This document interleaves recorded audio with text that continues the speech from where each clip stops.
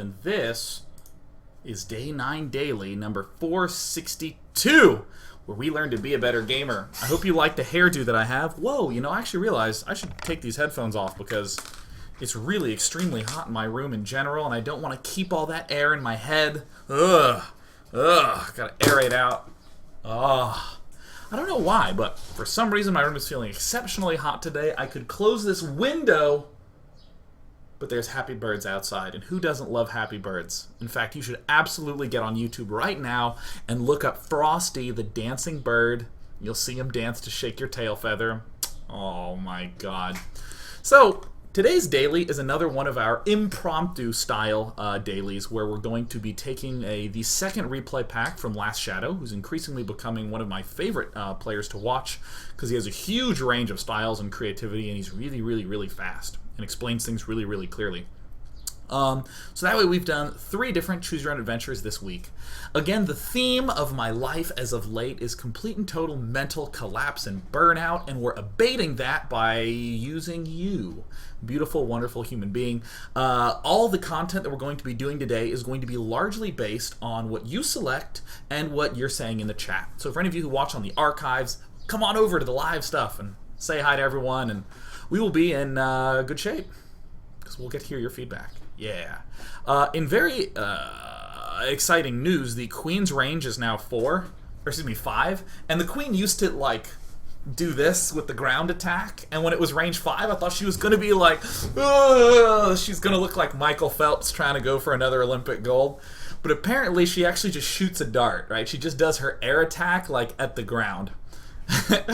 So, weirdly enough, I want to talk about this change briefly before we step into the Terran Focus Daily for the day. It is amazingly, amazingly difficult to deal with a lot of basic early Protoss harassment. I'm really shocked. What I thought was going to be the big issue with it was when I try to send a scout probe in, that he'll definitely be picking it off. Whereas most of the time you could kind of dance around the Queen and Michael Phelps' way away from it. But still, I was figuring that would be the big one. But now, even simple harassments like sending a Zealot and a Stalker right at the start of the game to a third base. Pretty common mode of harassment, but so freaking hard to deal with. God, it's so hard to deal with. You can just micro really, really easily against it. And I was actually experiencing this extensively against Liquid Sheth.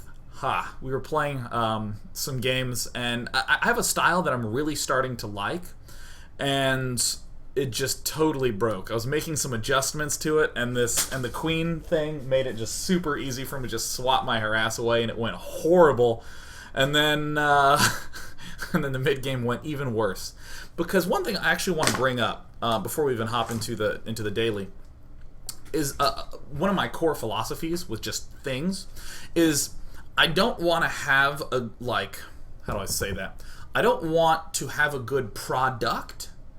I want to be good at producing. You know, like one of my friends who's a very, very talented artist will sometimes work so hard on a single piece and be like, was this good? Is the art good? Tell me it was worth all this effort and stuff.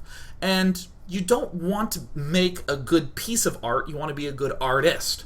Or even like with this, you know, the commentary I do in the Day 9 Daily. Sure, I want the daily to be good, but it's more important for me to be a good commentator. So that way, if I'm thrown into a random spot, I can figure out what to do.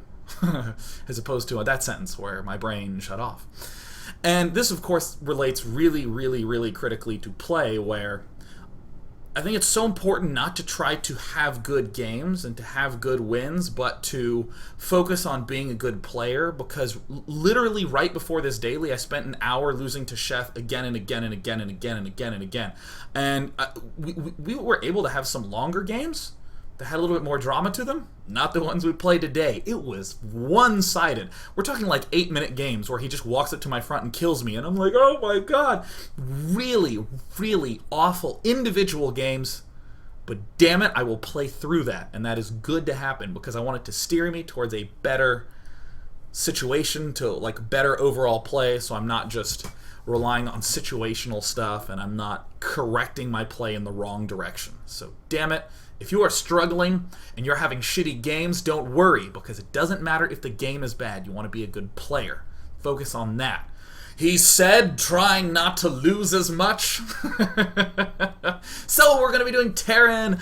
I promise you I have not forgotten about doing the second part of that TVP late game discussion that I started. I just don't quite have the stamina to produce it this week. So let's go ahead and hop into this replay pack. For any of you who don't know, LastShadow has a fairly extensive list of replays in his replay packs. You can just look them up on Team Liquid. And he has a huge set of games. There's Terran vs. Zergs, there's Terran vs. Terrans, there's Terran vs. Protosses, there's Mech, there's everything that we could ever possibly want. So of course we're just going to begin by asking what matchup you would like. If you would like Terran, Zerg, Protoss, type it in the chat in full. Type just Terran, just Zerg, just Protoss. Because I have a little script that can grab it. So if you type TVPPPPPP, it won't register. Looks like we have some extremely even distributions. We have I'm seeing mainly Terran vs. Zerg and Terran vs. Protoss. Not much Terran vs. Terran. Wow. It's dangerously close. All right. I know how to solve this problem. All right. I have some weird, messed up coin from, it's an Arcade Infinity token from way back when Arcade Infinity was there. It looks like Zerg is winning, but, alright, the Infinity sign will be Protoss matchup. The Spaceship sign will be the Zerg matchup. So Infinity, Protoss, not Infinity, not Protoss. And it's going to be a Terran versus Zerg. Excellent. That we'll be focusing on today. So let's go ahead and hop on over into these game sets and just take a look at what is going to be going on. Great. So we have some games for us. Is Crazy Moving, some barcode games, Star Tale Zero, Slayer's Coca, Vibe, Nest T, Leenock. We have some games against Marauder Hellion Timing. Looks like he was playing a custom game. If there's a game that you would specifically like, just type in the opponent. And I would love to... Oh, yeah, there's a whole bunch of chats about Nest T. And Vibe seems pretty good. But yeah, just type those players' names in, and we'll end up selecting. Looks like Nest T is winning by a gigantic frickin' incredible margin. So let's go ahead and hop into this game and find out what lies within. Let me go ahead and change some of my settings off playing mode and onto casting mode. And of course, I'm going to drop the sound back down, because if I've sounded 100% the instant that something gets made, everything will fall apart. Yahoo! Aw, yeah. Aw, yeah. So let's go ahead and check this game out. Let me put slow mode on. People are like, Stefano! Stefano's not in this game. So we have LastShadow spawning here at the left on Antigua Shipyard. At the right, we have Nest T. If we finish up with this game, we'll go ahead and hop into that. I believe I may have looked at the game against Leenock in another game. So if that's the case, then I'll end up checking that in between games. But all right, sweet. By the way, guys, of course, I just have to humor you with aliens. Aliens. Does the hair fit the bill? Oh God, it's enormous. Oh my God. It actually looks like some sort of slow motion explosion occurring on my head. Unbelievable. For any of you who don't know, LastShadow is an American pro living in Korea who's very quiet. He doesn't really involve himself a lot with major tournaments and community events. He's in Korea to train. He's not on a team, so he is unable to get flown around to these major tournaments despite his incredibly high skill level. But we still are totally going to steal his skill during this daily. And per usual, I plug his stream because he probably streams 10 hours a day. It's twitch.tv/IMLS. Super easy to remember. So it looks like LastShadow is finally unmuted. Doing his usual technique on maps like these of going for some sort of very, very early expand, because almost every Zerg against a Terran will be going for something powery. I actually don't think that this is so bad to say you could do this every time. Maybe not 100% of the time, but if you're doing this like 60-70% of the time, I still think that's okay. Because almost every Zerg player will be not doing some sort of early pool. And even then, going for command center first here, and then depot barracks for a wall off, I think is fantastic. That's like nearly 100% safe. Because most Zergs will be opening up in this general style. Either way, LastShadow is getting this one barracks, and I think the most common way to play this off is to do the ultra super risky double gas right afterwards. No Marines, straight into the reactor Hellion, which again, I just don't think is going to be that good in the modern mix. Because my god, are those range 5 queens like incredibly, incredibly good. They are stupidly, ridiculously good. It's kind of insane how obnoxious they feel to deal with. But that's okay, you can still deny creep spread. Still push the Durgy back. So Nest T is... yeah, screw Nest T. We're going to watch LastShadow play, damn it. Most of the time, when you're doing this sort of opening, it looks like LastShadow is just going for the fairly common one refinery. A lot of players will go double refinery after they do this build, and then just take 2 out of gas when they're able to start the factory. Another cool transition that you can do is get the second geyser, leave it in, and then just go reactor Hellion with starport, and you can do a really nice harass. And because you have the 2 command centers up, you have enough minerals to be able to add on 3 barracks as that's going on and still build up kind of a big ground army. But that's... yeah, it's okay. I don't like that nearly as much as I like something more standard and marine based. So moving things right along, this sort of bunker placement I think is okay for this map. On other maps, I'd more generally put the bunker something like here, or here, touching the command center, or maybe here, touching the ramp, and then I can build a depot there.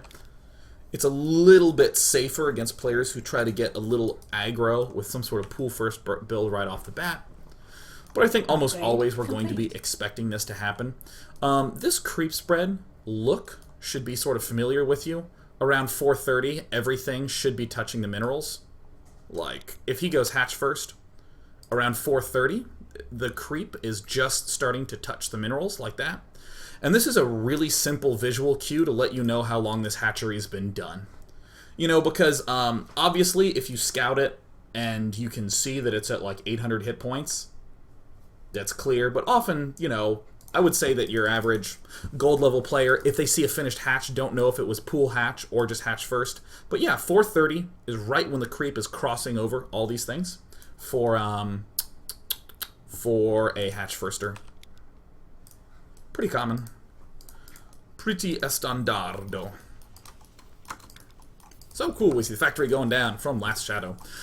One thing that I will state, if you go for the double Vespine Geyser, you have to make a wall right here. If you go for the double gas, notice that the factory that's going down right now would be going down about 15 seconds earlier, which is the equivalent to having 1 or 2 less Marines. That can be pretty dangerous, to be going for the Hellion so fast that you just have no Marines. Also, this just sucks. This just sucks. I don't know how else to put this, man. Screw analysis. I hate it when this happens. Oh my god. Oh, I would do anything not to have a Zergling in my base. I actually just feel embarrassed. This is like someone just hopping onto your browser history and finding all that stuff that you just didn't want them to see, and you're like, oh no, oh, and they're like, I found out, and you're like, whatever. Screw it, man. Screw it. Yeah, look at that, the barracks want to be built. Come on. Come on, kill it off so I can do analysis. Oh god. Oh god, kill it. Kill it. Okay, cool. Finally, we're starting to see some developments go down. Great. Shit. Oh, that feels awful. Alright, cool. We're finally now going for double Hellion, as anticipated. We talked about the same timing in, I guess, the daily, 2 dailies ago. If you go Hellions, about 3 minutes later, there's a really nice timing attack where you can go stim with Marines and Medivacs. With this particular build order, you're not getting your factory up as early, so everything's a little bit delayed, but the overall push is larger. These barracks don't necessarily come down this early in other builds, but in this one, we are in good shape. Look at LastShadow. Still can't kill that stuff off. This is so brutal. This is just the worst feeling in the universe. It's still there. Oh my god. Whew. Finally. Oh my god. Now I can actually do clear analysis, because very clearly LastShadow was holding off. I think I know what LastShadow's going to do, but let me pretend I don't for a moment. At this very point in time, the immediate thing I want to ask is he going for a fast third or not? Nest T does tend to go for a fast third. A lot of Zergs like to go for a fast third. This is kind of a cool extra hatch. DRG has been popularizing this a lot. But most generally, we'll be taking this third, Roach Warren, put guys into Extractor, have another Extractor here, and then we'll churn out 6 Roaches so we can block off right here. But no matter what he's doing, we want to scout with the Hellions. Because in average timing, the average time that about as early as a Zerg can get layer tech on a 2-base play is 10 minutes. About as early as he can get it on 3 bases is 12 and a half, 13 minutes. So, remember that really fancy timing attack that we've been discussing with, following it up with Medivacs? That generally hits at 9:45, 9:30 with Stim. It's hitting right before layer tech. With this circumstance, if we see that, cool. Well, I'm going to delay another 2 full minutes with my attack. I can do the same attack but have combat shield this time and hit before he has layer tech. So sweet. However, I think that what LastShadow is going to do is none of those, and he's going to be going Hellion Marauder. All you need is 2 geysers, even though we see 1 geyser. Pretty sure he's going to be going Hellion Marauder. Pretty sure should be getting a second assimilator soon, but maybe it's just because he delayed this for so long. But yeah, getting 3 tech labs. So this is an extremely, extremely aggressive play. It's an extremely, extremely fun way to play. Hellions are going to be poking and prodding at the front. Again, I want to be checking up to see if he's taken this third. That's the #1 thing that I desperately want to know. An easy thing to do, look for vision on this ramp and see if it's sort of creeping down.